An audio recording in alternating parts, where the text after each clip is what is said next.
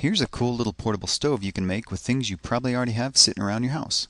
First, you'll need a couple of cans of soda. Make sure there's no bumps or dents in the bottom. You'll also need some fine sandpaper, a utility knife blade, a thumbtack, a coat hanger, some fiberglass, and a bottle of heat. Use the sandpaper to remove the paint off the bottom couple of inches of both cans. Open the first can and pour out the contents. Using a book to hold the utility blade, carefully cut off the bottom inch of the first can, and then use the sandpaper to smooth out the sharp edge. Use the second can to stretch out the lip of the bottom half of your stove. Now just add some fiberglass and your bottom half is done. Make the top of your stove the exact same way. Before assembling the two pieces, you'll need to use the thumbtack to create a fill hole in the top half. Now comes the tricky part. Carefully place the top half inside the bottom as level as possible so the edges don't catch. Use a shim from the leftover piece of can if you're having problems getting it to fit. Once you have it lined up, squeeze it together as tightly as you can get it.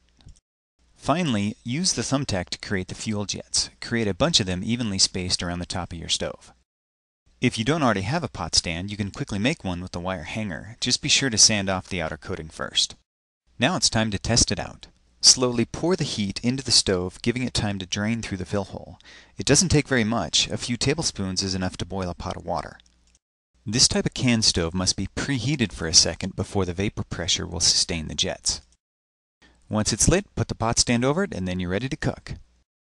So whether you're camping or just forgot to pay the electric bill, now you can make a tiny stove even MacGyver would be proud of.